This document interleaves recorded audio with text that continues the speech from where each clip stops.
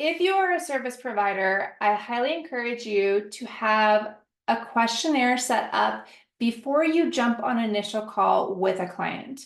Now, ideally, you are the one running this call. There are different types of calls. Sometimes you have, put in a proposal for an open position, and maybe it is a little bit more structured like an interview.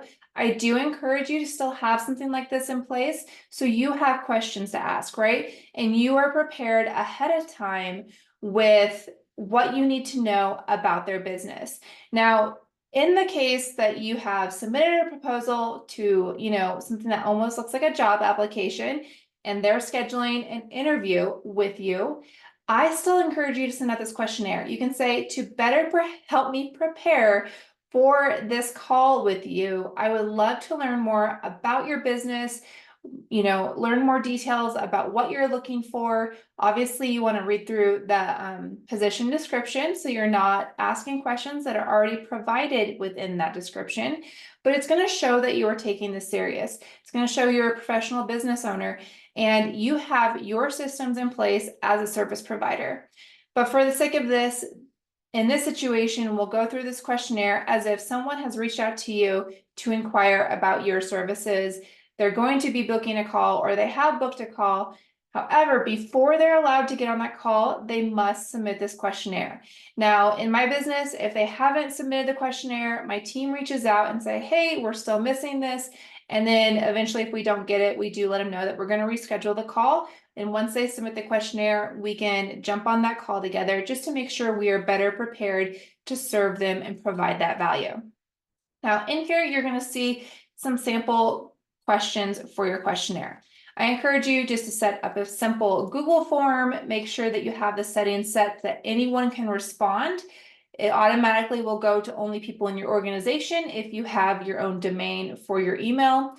But, you can play with that to make sure all your settings, you can have someone else test it out for you if you want to, double check it that way.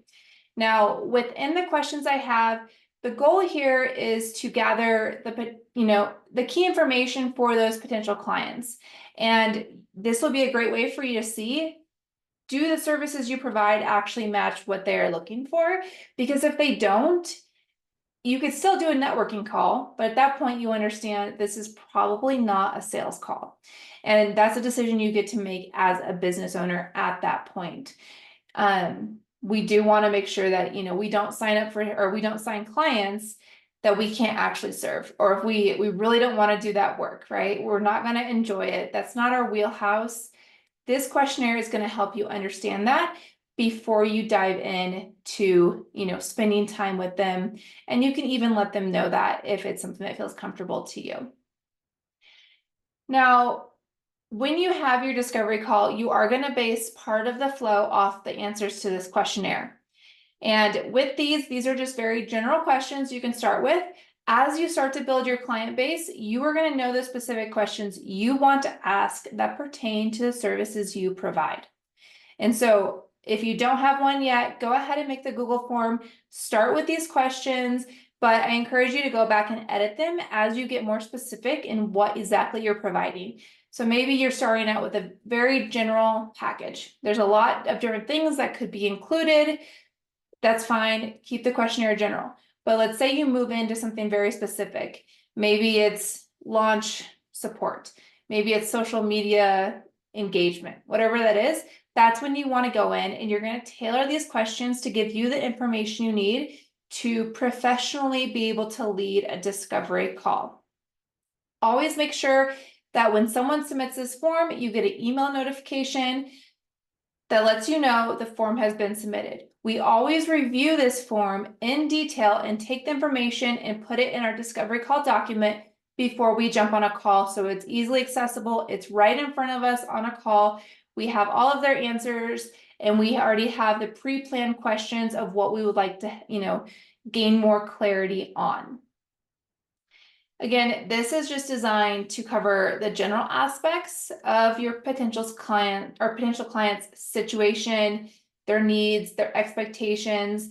You can even ask questions about when their team works to see if it aligns with when you work, right? as an independent contractor, you set your own schedule, you don't have set hours, but it's still good to be aware of when do they work? What is their time zone? Is this going to be a huge conflict? Okay, because again, like I said, with the discovery call flow, this is a great time for you to catch the red flags that someone may not be your champagne client. Or it could be, I love this person. This is going to be so fun. This is exactly what I like to do. And it's going to pump you up and give you more confidence and more energy on that call. So I highly encourage you to go ahead and set up a Google form to create your questionnaire that you're going to send out. Have that process in place where you send this over to them well in enough advance before their first call that you have time to review it. You have time to populate your questions to make sure you truly understand what they're looking for.